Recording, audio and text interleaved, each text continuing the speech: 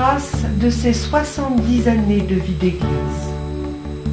Dernières images d'hier, si proches en nos mémoires. Ultime regard sur ces lieux familiers que nous avons connus. Le règne de Dieu dans notre histoire.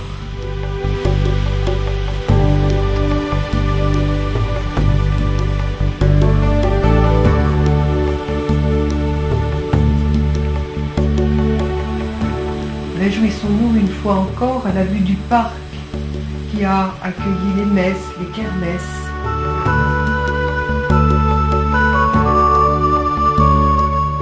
Devant la majesté de ces arbres,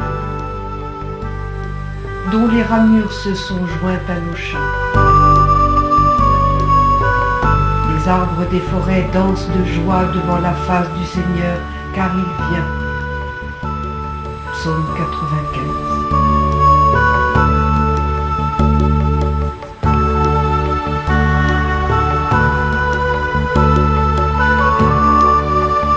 Pénétrons une dernière fois dans la maison paroissiale.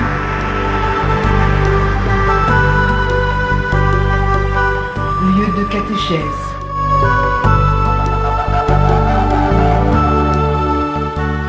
Je suis le bon berger.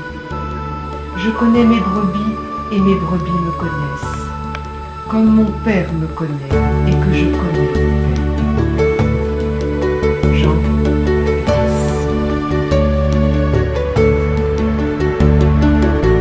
La cuisine, lieu de vie. La salle, lieu de rencontre et d'échange.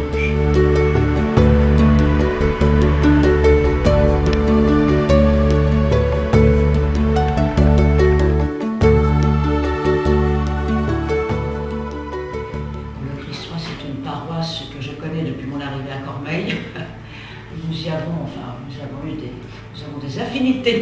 Et depuis quelle année? Pardon? Depuis quelle année vous êtes arrivé à Cormeilles? 1954. Nous sommes mariés, les enfants étaient baptisés, on fait leur profession de foi, donc c'est un bâtiment qui a une valeur affective. 26 septembre 2006, les arbres sont abattus. Ils sont brisés.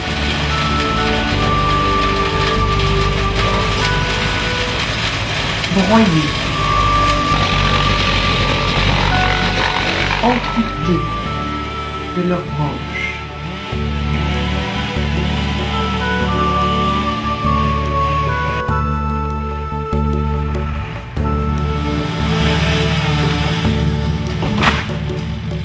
Le parc est dévasté.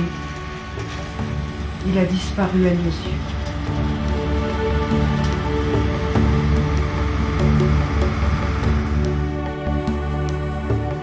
Nous nous attardons un instant dans le silence de l'oratoire.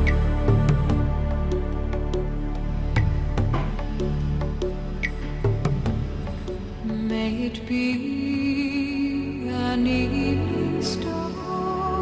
30 septembre 2006, l'église est parée pour la dernière messe. May it be when darkness falls. Nos yeux se posent sur les fresques des vitraux réalisés par les enfants du catéchisme.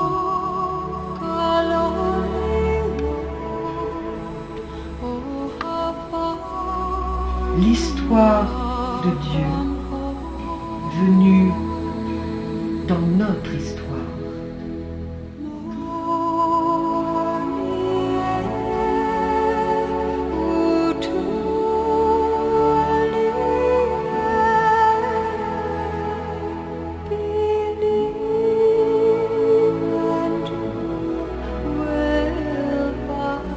La porte s'ouvre sur la dernière louange. Vous pouvez accueillir les uns les autres, les habitués, ceux qui peut-être reviennent parce qu'ils ont appris aussi que c'est la dernière messe qui va être célébrée ici. Certains d'entre m'ont dit on est d'abord allé voir le désastre, des arbres. C'est vrai que c'est impressionnant, même si on a découvert d'ailleurs qu'il y a un des arbres qui était bien mort. tenait par sa circonférence, mais le cœur était déjà bien entamé. Mais voilà, ça fait partie des impératifs. Nous ne pouvons pas faire autrement. Je ne vais pas entrer dans le détail, on en parlera peut-être après la célébration.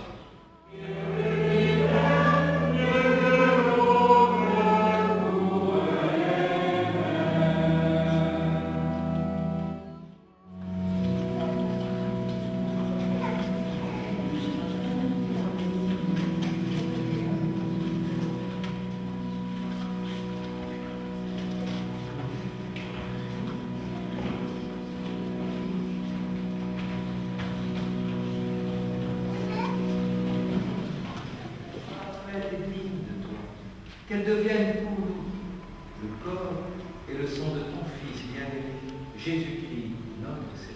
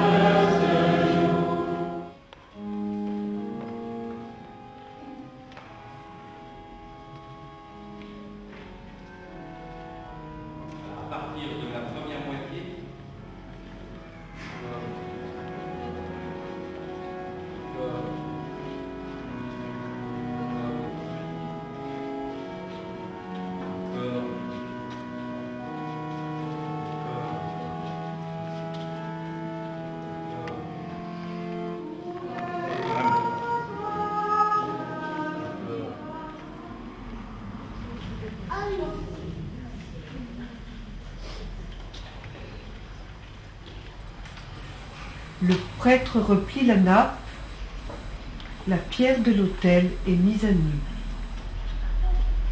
Ce que l'on appelle des reliques. Dans tout autel, il y a une pierre d'autel qui contient les reliques ou qui enferme dans un petit sépulcre un petit coffret qui contient des reliques. Nous sommes le 30 septembre, la veille du 1er octobre. Et le 1er octobre, c'est la Sainte Thérèse. Et du 8 au 23 octobre, les reliques de Sainte Thérèse viendront dans le Val-Blanc. À quoi ça sert? Comme tout d'ailleurs dans l'Église, ça sert à rien. Ça sert simplement à se rappeler qu'il y a des hommes et des femmes qui ont témoigné de Jésus-Christ par leur vie. Et que nous ne célébrons jamais un présent sans s'enraciner dans le passé qui a suscité ce présent. Ces reliques, je ne sais pas de qui elles sont, je sais qu'elles sont là. Et je sais en tout cas qu'elles portent à travers elles-mêmes simplement tout ce qui s'est vécu dans ce bâtiment et tous les visages sans doute que vous aviez tout à l'heure à l'esprit quand je vous ai invité à ce temps de silence avant de dire ce je crois en Dieu. Alors je confie ces reliques à Denise. Je vais les garder, et puis j'invite Gilbert à venir prendre avec Camille. Gilbert va prendre le Saint-Sacrement, Camille va prendre la lampe qui indique cette présence.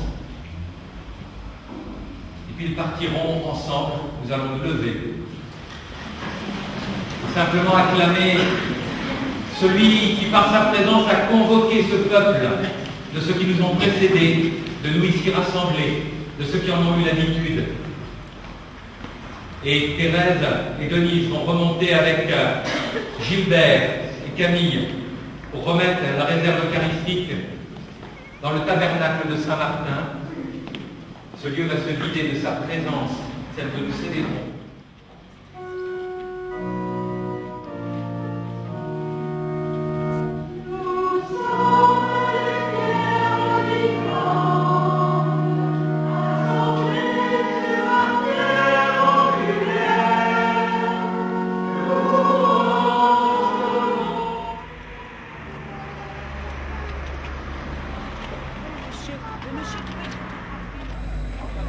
Ite missa est, la messe est dite.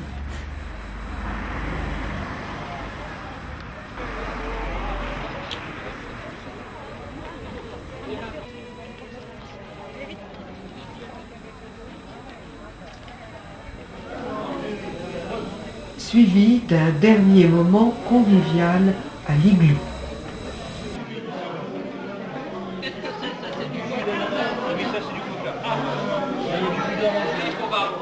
On va relancer la campagne de dons. Quand on dit ça, d'abord, c'est en disant merci pour la générosité, parce qu'on est arrivé à combien? À 80 ou 85 000 euros au moins, collectés, si je puis dire, pour un mirage, puisqu'on ne voyait rien venir. Et aujourd'hui, les choses se précisent. Je rappelle qu'il faut qu'on atteigne 300 000 euros. C'est pas vous seulement. Parlez-en autour de vous. Faites participer à un projet comme celui-là, que ce soit ici sur Corneille, en province, ailleurs. N'hésitez pas à le faire, on en a besoin.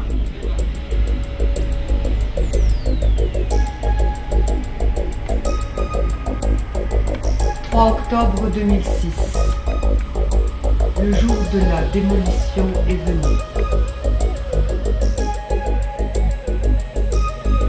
Les engins sont à l'œuvre. Ils éventrent le sol.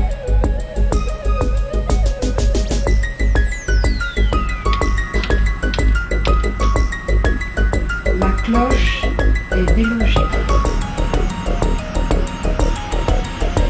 Une gigantesque main d'acier la saisit. Vacillante, elle fait entendre 3 tintements sans appel.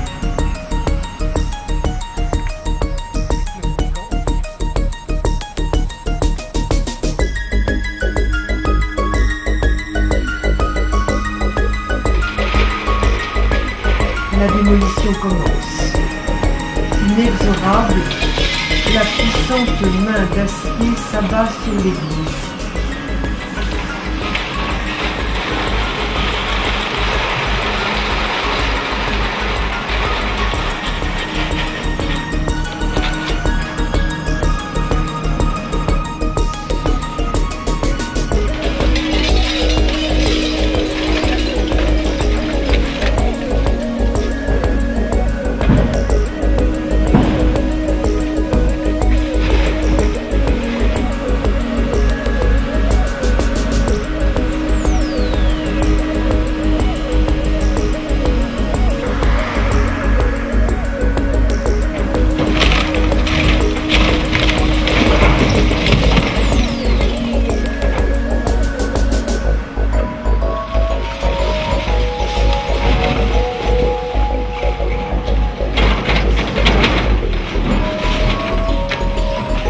La maison paroissiale est éventrée.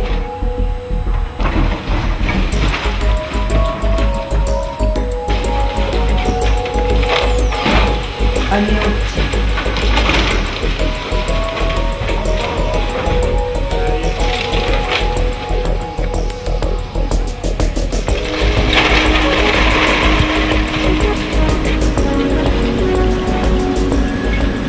Le sol est maintenant jonché de gravats, débris d'un temps révolu. Le passé est effacé.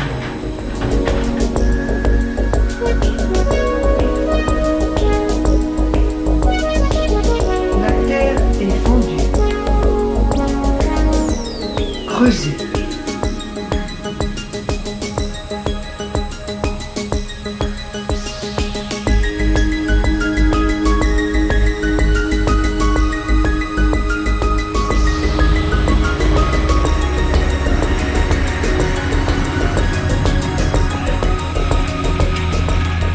Labourée dans ses profondeurs, elle s'ouvre à la promesse de l'avenir.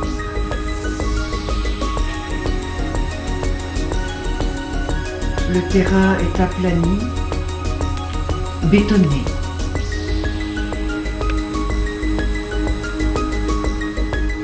La nouvelle église s'enracine.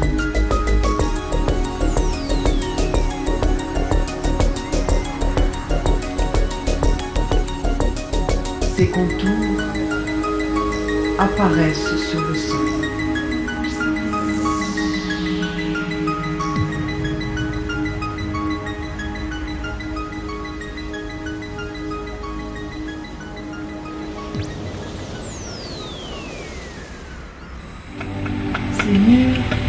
sorte de terre. L'Église surgit. L'Église est née.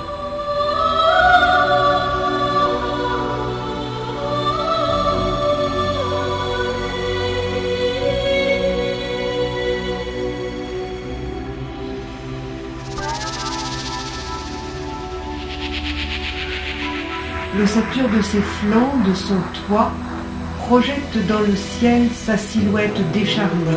Sa croix se dresse tout en haut, embrassant l'infini. Hauteur majestueuse de son toit. Mystère de ses profondeurs avenues.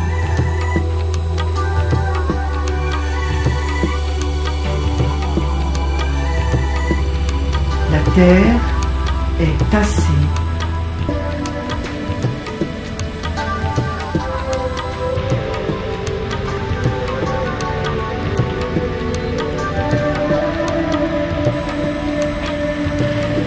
Transportée.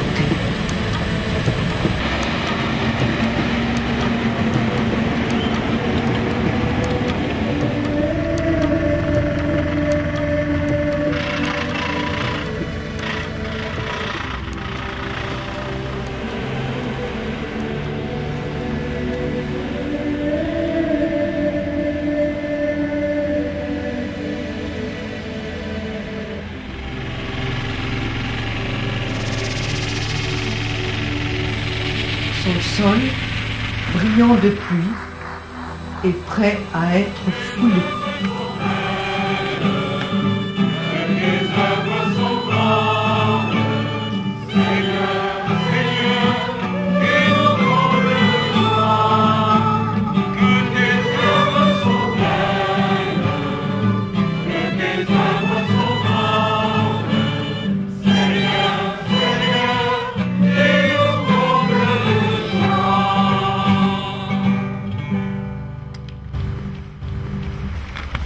Voilà, bonjour à tous. D'abord, merci à Madame le sénateur maire en premier, Monsieur le député, Monsieur le conseiller régional, chacun d'entre vous, général, pardon, chacun de la municipalité d'être venu vous associer aussi à cet événement.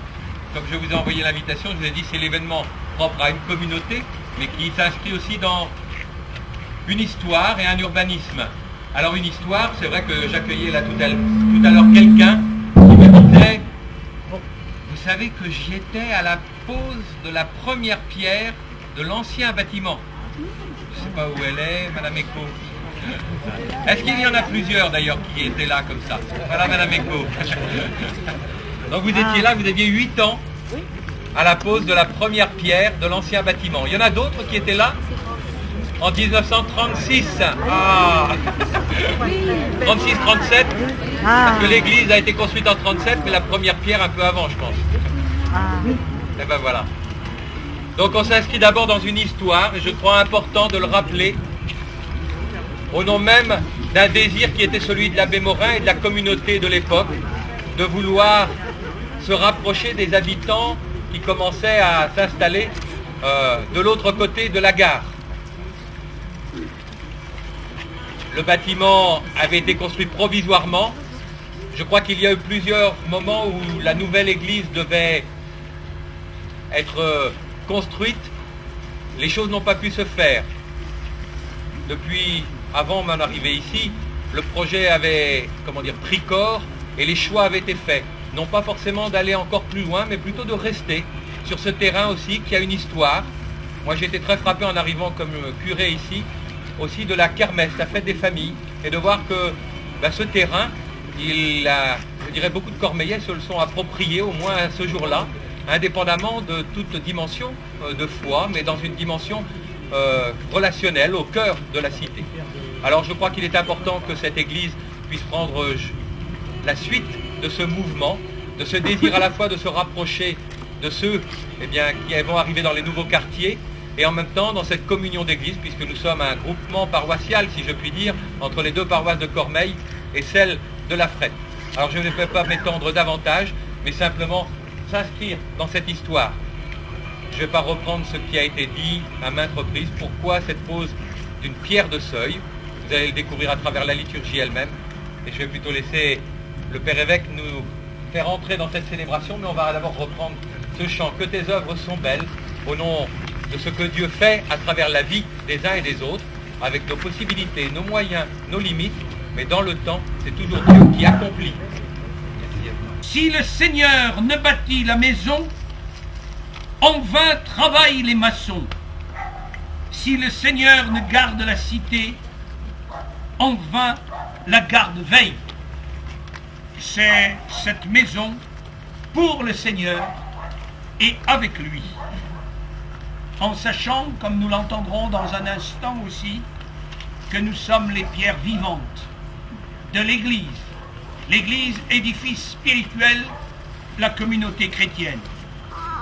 Clocher dressé vers le ciel avec des cloches pour appeler à la prière, pour que les chrétiens se rassemblent. J'ai eu la joie de venir une seule fois dans l'église ancienne pour célébrer la messe un samedi soir, en sachant que ce bâtiment allait disparaître, mais en sachant qu'un nouveau bâtiment allait surgir ici au cœur de ce quartier.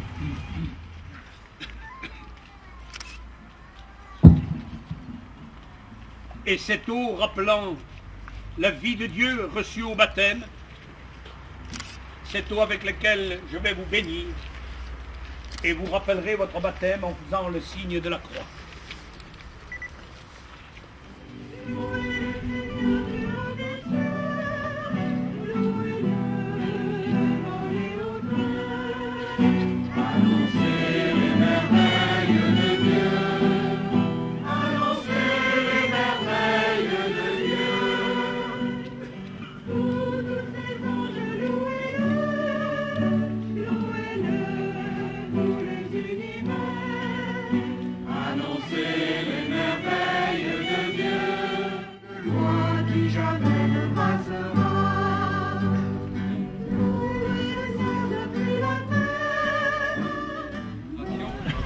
Vous déplacer pour voir cette pierre de seuil, elle ne restera pas là, elle va être replacée, remisée dans l'igloo qui sert actuellement de baraque de chantier et elle sera replacée simplement juste donc à l'entrée de l'église quand le parvis sera fait et elle sera donc pierre de seuil. C'est donc que chaque fois qu'on rentrera dans l'église, on verra cette invitation, cet appel, que ton règne vienne, que cela aide chacun à ne jamais oublier que le règne n'est pas extérieur à nous, mais d'abord intérieur à nous pour qu'il puisse se réaliser aussi au cœur de ce monde. La suite des festivités, eh bien, vous pouvez venir voir la pierre de seuil, la prendre en photo, enfin voilà, vous pouvez regarder aussi. Vous ne descendez pas dans les sous-sols. Là, ce sera à l'inauguration, mais par contre, vous pourrez, en ressortant de l'église, aller à l'igloo.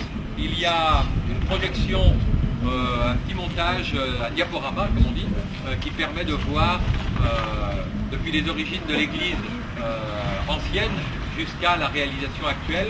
Et puis il y a un verre de l'amitié.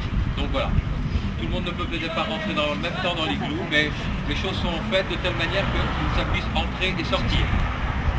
Deux mots pour terminer. D'abord puisqu'on a parlé de l'histoire il y a 70 ans, on peut parler de l'histoire plus récente, puisque le père Pierre Quillec a été curé ici à Cormeilles, au Christ-Roi et à Saint-Martin, et lui a succédé le père Jean-Marie Humeau, et après le père Humeau, le père Guy Hubert, et depuis 4 ans, 3 ans et demi, le père Éric Delamarre, qui est curé de ces 3 clochers, en fait ces 2 villes de Cormeilles et La Frette, et puis qui est en même temps vicaire épiscopal chargé de la vallée de Montmorency, si bien que nous nous rencontrons régulièrement chaque semaine, et que bien sûr c'est très régulièrement que nous avons évoqué ce chantier qui est complexe dans ce début et qui trouve maintenant sa pleine réalisation.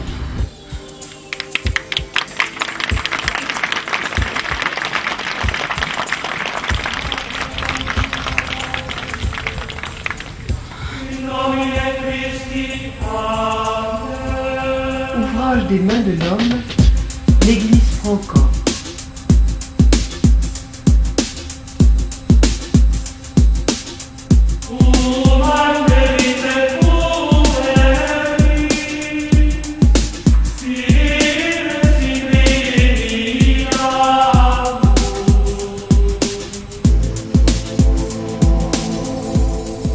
apparaît chaleureuse avec ses briques couleur de sang.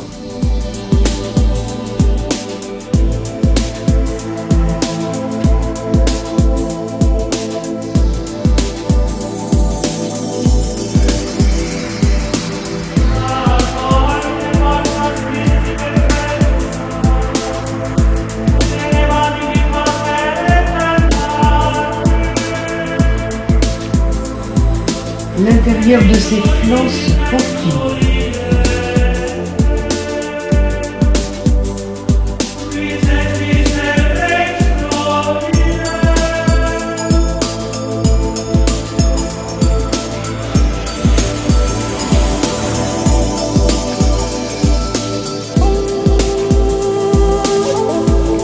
L'église s'embellit.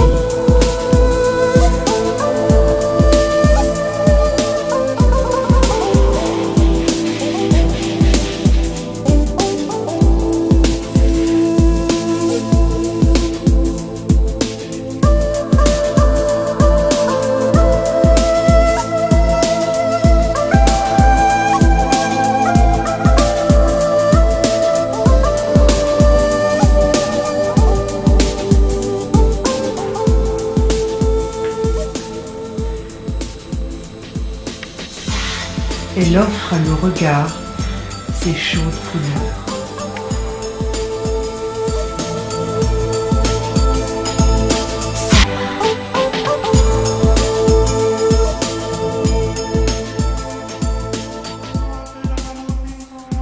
L'église se dresse sobre, élégante. Une paix limpide émane de son ensemble harmonieux. Les travaux se poursuivent pour la nouvelle maison paroissiale.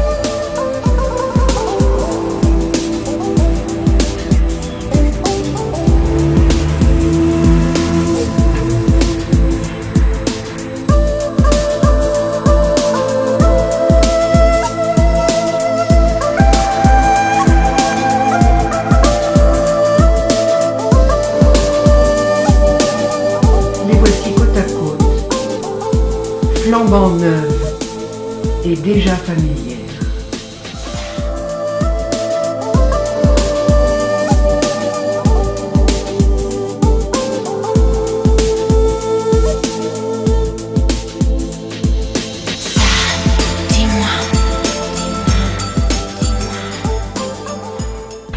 D'abord au nom de ce jour et qui est important pour poser le signe, mais le signe est déjà posé depuis un moment avec la participation de tous les membres de la communauté, que ce soit pour la peinture et notamment les jeunes, notamment de l'aumônerie, toutes les plantations parce qu'il y a quand même 150 plants qui ont été apportés et puis un arbre de 2 mètres qui a été planté devant. Bon, les choses sont encore en cours. Il y a aussi le ménage qui a été fait par comment dire, les uns et les autres et voilà, tout est prêt. Maintenant, il faut qu'on puisse non plus entrer dans les préparatifs, mais dans la célébration et l'avenir. Alors une cérémonie de consécration, souvent les gens demandent, alors quand est-ce que vous inaugurez? Alors nous c'est plus en termes en effet de consécration, de dédicace, parce que c'est le lieu qui est dédié et consacré, c'est pas un lieu polyvalent, c'est un lieu qui a une symbolique bien précise et une utilisation bien précise. Donc il est dédicacé ce lieu et la consécration, cela ressemble un peu au baptême, on reprend les mêmes gestes qu'à l'occasion d'un baptême. Alors, comment va se dérouler la cérémonie? Alors, quand on dit donc consécration, il s'agit de reprendre des gestes qui manifestent que c'est Dieu qui, à travers l'action des hommes, fait et œuvre pour que ce lieu soit en soutien aussi des hommes et des femmes de ce quartier. Alors, il y a les gestes de l'onction, les gestes de l'aspersion, les gestes de la lumière, même si ce geste est marqué de manière un peu particulière, mais ce qui va sanctifier et consacrer ce lieu, c'est ce à quoi il renvoie habituellement, c'est-à-dire les personnes qui peuvent entrer pour s'y poser, c'est les personnes qui s'y retrouvent pour s'y rassembler au nom de l'Eucharistie que nous célébrons, et ce qui sanctifie le lieu, c'est ce cheminement continu des personnes qui se tournent vers Dieu au nom de l'appel qu'il leur fait et du salut qu'il leur propose.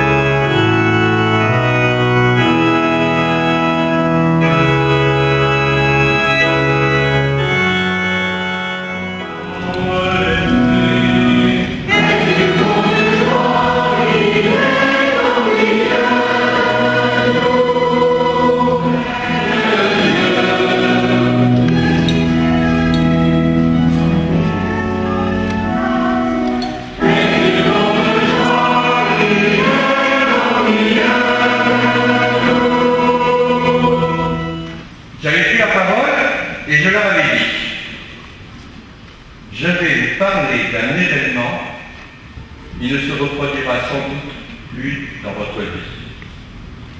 La construction d'une nouvelle église. Ce lieu occulte dans les meilleurs délais, soit à quelques jours près, 1 an après le démarrage des travaux. Ceci a été possible grâce à l'aide de toutes les entreprises qui ont joué le jeu avec nous. Nous avons pu trouver des solutions novatrices et économiques au final.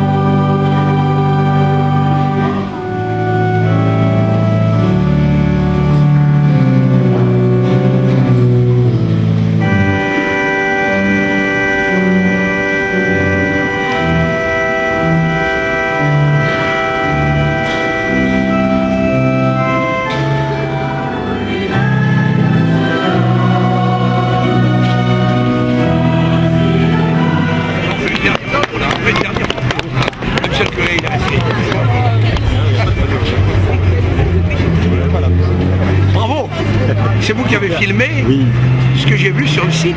Ah, vous avez déjà vu? Bien sûr. J'ai voulu voir la première messe. Super. Et là, la messe solennelle. Merci.